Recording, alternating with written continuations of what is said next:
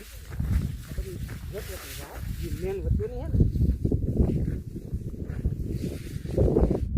દ્વારકાધીશ વાળા ખેડૂત મિત્રો, સીતારામ એગ્રીજેનેટિક્સ તેમજ રોહિણી સીડ્સમાંથી હું પ્રફુલભાઈ હિરપરા.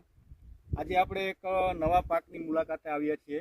રોહિણી સીડ્સની જ આપણી આ વેરાયટી છે અને નવતર પ્રયોગ રૂપે આપણે અત્યારે ટ્રાયલ બેઝની અંદર આ વસ્તુનું વાવેતર કરેલું છે. જોકે સૌરાષ્ટ્ર ગુજરાત માટે તો આ વસ્તુ નવી જ છે, પરંતુ ભવિષ્યમાં આ ખેતી છે તે લાખોપતિની ખેતી થાય તેવું અત્યારે પ્રાથમિક અંદાજ મુજબ લાગી રહ્યું છે.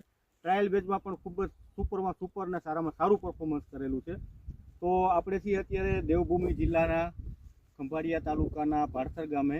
આપણા ડીલર મિત્ર છે નંદ એગ્રો ભાડસરથી જગદીશભાઈ. જય દ્વારકાધીશ.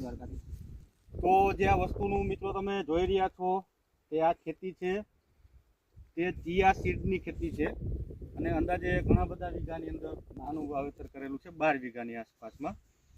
બિયારણની વાત કરીએ તો એપસ ઉપર ક્વોલિટીમાં આવશે. આપણે રોહિણી સીડમાંથી તમને મળી જશે ભાઈના એગ્રોએથી. અને તમે પણ આ લાખોપતિની ખેતી છે કે ભવિષ્યમાં ખેડૂતોને લાખોપતિ બનાવી શકે છે. આપણે કલોંજી, ધાણા, જીરું ઘણી બધી ખેતી કરીએ છીએ, પરંતુ હવે સમય પ્રમાણે આપણે નવી ખેતી તરફ વળવું જોઈએ. કેમ કે બીજી જે આપણે વસ્તુઓ વાવીએ છીએ તે આપણી જમીનની અંદર હવે પ્રૂફ નથી થતી. જીરુંની અંદર સુકારો જોવા મળે છે, ધાણા ફેલ જાય છે, કલોંજી સારી થતી નથી. તો કંઈક નવી વસ્તુનો પ્રયોગ અને નવી માહિતી આપણે મેળવીએ જગદીશભાઈ પાસેથી. તો જગદીશભાઈ, આપણા રોહિણી સીડ્સની કઈ વેરાયટી ચિયા સીડની બ્લેક વાવેલી છે ને? બ્લેક ચિયા સીડની વાવેતર. તો સંપૂર્ણ માહિતી આપણે હવે જગદીશભાઈ પાસેથી જ લેશું. શું શું ટ્રીટમેન્ટ કરેલી છે, ક્યારે વાવેલી છે, કેટલું પ્રોડક્શન મળે છે, માર્કેટ રેટ તેમનો શું હોય છે, સંપૂર્ણ જાણકારી આપણે વિડીયોની અંદર લેશું.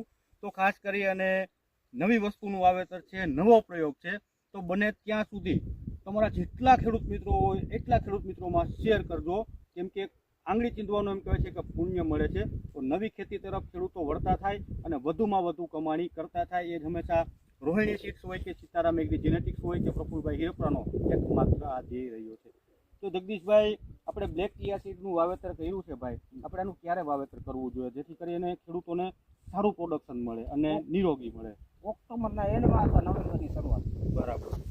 અને બીજી આપણે આ ચિયા સીડનો કેટલો રેટ જોઈએ 16 ગુઠાના વીઘામાં? 16 ગુઠાના વીઘામાં 600 થી 700 ગ્રામ. 600 થી 700 ગ્રામમાં સારું એવું વાવેતર. આમાં 600 ગ્રામ વાવેલું છે.